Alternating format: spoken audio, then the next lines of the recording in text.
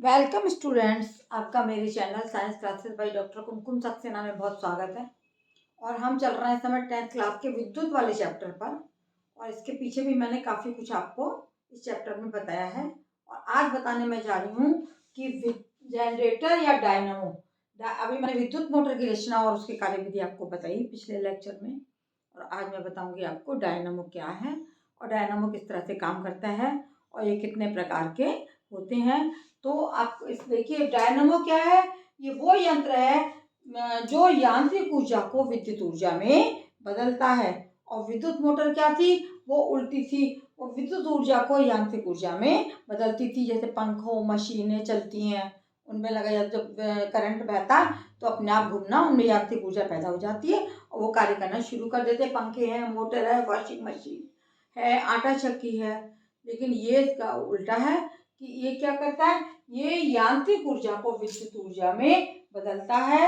विद्युत जनित एक कुंडली होती जिसमें स्थायी चुंबक के ध्रुवों के बीच इसे अक्ष के पारित घुमाया जाता है। और जब कुंडली घूमती है तो इससे बद्ध चुंबकीय फ्लक्स में परिवर्तन होता है। जो इससे बंधा हुआ है चुंबकीय फ्लक्स, उसमें परिवर्तन होता है, जिसके फलस्वरूप उसमें एक विद्युत वाहक बल उत्पन्न होता है तथा परिपथ में धारा बहने लगती है। और इस प्रकार से विद्युत जनित्र में कुंडली को घुमाने में व्यय जो यांत्रिक ऊर्जा होती है वो उसको विद्युत ऊर्जा में बदला जाता है, या यांत्रिक ऊर्जा जो है विद्युत ऊर्जा में बदल जाती है। इसके सिद्धांत को आप ठीक से समझ लीजिए कि ये कुंडली है जिसे स्थायी चुंबक ये लगे हुए हैं, आपको N और S ध्रुव दिखाई दे रहे हैं, इनके बीच में घुमाया जाता है। और जब कुंडली घूमती है तो इससे संबंधित चुंबकीय फ्लक्स में परिवर्तन होता रहता है और एक प्रकार का विद्युत वाहक बल उत्पन्न हो जाता है तथा परिपथ में धारा बहना स्टार्ट कर देती है। इस प्रकार विद्युत जनित्र में कुंडली को घुमाने में व्यय यांत्रिक ऊर्जा, कुंडली को घुमाने में जो हमारा खर्च होता है, जो शक्ति खर्च होती है, वो यांत्रिक ऊर्जा जो है वो विद्युत ऊर्जा में बदलती जाती है। ये दो प्रकार के होते हैं, प्रत्यावर्ती धारा जनित्र और डीसी जनित्र, जिसे डीसी कहते हैं। और एसी आपने सुना होगा, पहले के ज़माने में डीसी करंट हुआ करती थी और आजकल जो है वो एसी करंट होती है। डीसी और एसी करंट के बारे में आपको शायद आपके घर में सबको पता होगा, आप लोगों को बच्चों शायद ना पता हो, लेकिन दो तरीके की करंट होती हैं, एसी और डीसी। पहले अधिकतर घरों में डीसी करंट होती थी, लेकिन आजकल जो है वो एसी करंट का ही प्रचलन है, क्योंकि इसको ही अच्छा माना जाता है। पहले आपको इसके रचना के बारे में बताऊंगी, सिद्धांत में बता चुकी। सबसे मेन पहला पार्ट होता है इसका क्षेत्र चुंबक। ये क्या है? क्षेत्र चुंबक हैं जिनको की एक शक्तिशाली घोड़े की नाल की आकृति का चुंबक होता है। घोड़े की नाल की आकृति के चुंबक के दो टुकड़े कर दिए जाते हैं। ये इसका उत्तरी ध्रुव है और ये इसका दक्षिणी ध्रुव है। ये आपका ये पहला इसकी रचना है। और दूसरा होता है विभक्त बल आर्मेचर, है ना। ये कुंडली आपको दिखाई दे रही है, A B C D, A B और सी और डी, ये चार कोने की एक कुंडली है। और इसको कैसे बनाया जाता है मैंने उसमें भी विद्युत मोटर में भी बताया था कि लोहे के बेलन पर तांबे के तार के अनेक लपेटे बनाकर पृथ्वीकृत के बहुत से टुकड़ों को काट के बांध दिया जाता है। और इस प्रकार जो बांध दिया जाता है वो आर्मेचर बन जाता है। ये लोहे का बना होता है और इसमें तांबे के तारों को लपेटा जाता है और एनएस ध्रुवों के बीच में ये कुंडली या आर्मेचर या डीजल इंजन को घुमाया जाता है। तीसरी चीज है विभक्त वलय या ब्रुश। ये दिख रहे हैं आपको, B1 और B2, है ना।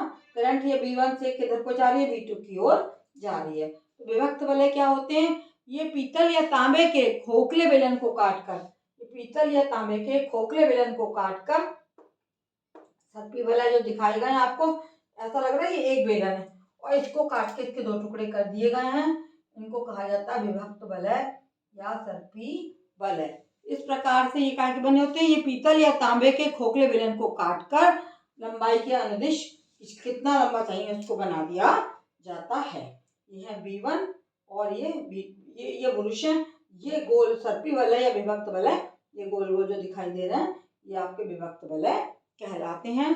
चौथी चीज आती है आपकी ब्रुश, है ना। बुरुश क्या होते हैं कि जो इससे संबंधित विभक्त सर्पी वाला से संबंधित है B1 और B2 दो बुरुश हैं। और इन बुरुशों का संबंध जो है लास्ट में क्या किया जाता है, इनको जो है इसको डायरेक्ट तार से इनको जोड़ दिया जाता है। बुरुश का संबंध सीधे सीधे तार से होता है। और सर्पी वाला जो है उसका संबंध स्थायी रूप से दो अलग छल्लों C1 और C2 से C1 और C2 से किया जाता है। और जो इनको हम बोलते हैं सर्पी वलय। और इस प्रकार से दो अलग छल्ले C1 C2 आपको दिखाई दे रहे हैं और ये एक दूसरे को स्पर्श नहीं करते, लेकिन कुंडली के साथ ये C1 और C2 कुंडली के साथ उसके अक्ष पर लगातार घूमते रहते हैं। इस प्रकार B1 और B2 दो बुरुश हो गया, ये दो सर्पी वलय हो गए, ये आपका आर्मेचर हो गया। और ये आपके चुंबक के दो खंड उत्तरी और दक्षिणी ध्रुव हो जाते हैं। अब जिस समय जो है विद्युत को प्रवाहित किया जाएगा तो क्या होगा, करंट ए बी सिर भुजा ऊपर और CD भुजा नीचे आ जाती है। इस प्रकार करंट इस तरह से घूम रहा है और घूमते घूमते जब एक पूरा राउंड हो जाता है तो क्या होता है कि ये रुक जाता है और रुकने के बाद में ये दूसरी दिशा में उल्टा हो जाता है और फिर से उल्टी दिशा में घूमना स्टार्ट कर देता है। और इस प्रकार से अल्टरनेट करंट जो है उस दिशा में क्या होगा कि CD भुजा हमारी ऊपर आ जाएगी और AB भुजा नीचे की ओर आ जाएगी। अभी तो B2 से B1 की ओर करंट घूम रहा है, लेकिन जब ये दिशाएं ये उल्टे हो जाएंगे, CD ऊपर हो जाएगा, AB नीचे हो जाएगा, तो ये धारा भी उल्टी हो जाती है, B2 से B1 की ओर बहना स्टार्ट कर देती है। इस प्रकार इसको बोलते हैं प्रत्यावर्ती करंट या अल्टरनेट करंट। पहले एक बार ये भुजा ऊपर हो गई और करंट जो इस दिशा में बह गई और जब ऊपर होने के बाद फिर इसका संबंध टूटता है तो दूसरी भुजा रुक जाता है कुछ देर के लिए और फिर CD ऊपर आ जाती है और AB भुजा नीचे आ जाती है। इस प्रकार का हम व्यवस्था को हम बोलते हैं अल्टरनेट करंट। ठीक है, और इसको बनाने वाले उसको बोलते हैं प्रत्यावर्ती धारा जनित्र या AC। अब आप DC को समझिए। DC में क्या होता है कि ये धारा की दिशा नहीं बदलती है, एक ही ओर धारा, एक ही ओर इस सर्पी वलय भी एक ही ओर घूमते रहते हैं लगातार और हमेशा AB ऊपर जाएगी, CD नीचे जाएगी, AB ऊपर जाएगी, CD नीचे जाएगी।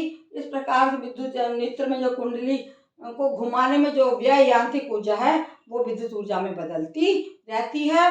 अल्टरनेट करंट नहीं आता, इसमें करंट एक की दिशा में कुंडली घूमती रहेगी और इस सर्पी वलय भी एक की दिशा में घूमते रहेंगे और करंट की दिशा यही बनी रहती है।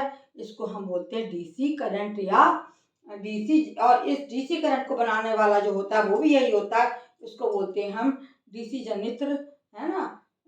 ये प्रत्यावर्ती धारा डायनामो में अल्टरनेट करंट जाएगी, पहले ऊपर जाएगी फिर नीचे आएगी, लेकिन DC करंट में क्या होगी, ये जो है पूरा हमारा सिस्टम हमारे चुंबकों के बीच में ये हमारा आर्मेचर एक ही ओर घूमता रहता है, वो कहलाता है तुम्हारा DC करंट या उसको DC जनित्र बोलते हैं। जो DC की बनाता है वो DC का जनित्र कहलाता है और जो अल्टरनेट बनाता है, पहले ऊपर गए फिर दिशाएं बदल गई तो वो आ गई आपकी नीचे की ओर बहने लगती धारा। इस प्रकार से इस विद्युत जनित्र में कुंडली को घुमाने में जो हमारी यांत्रिक ऊर्जा व्यय होती है वो निरंतर विद्युत ऊर्जा में बदलती रहती है, तो इसको हम बोलते हैं डायनामो।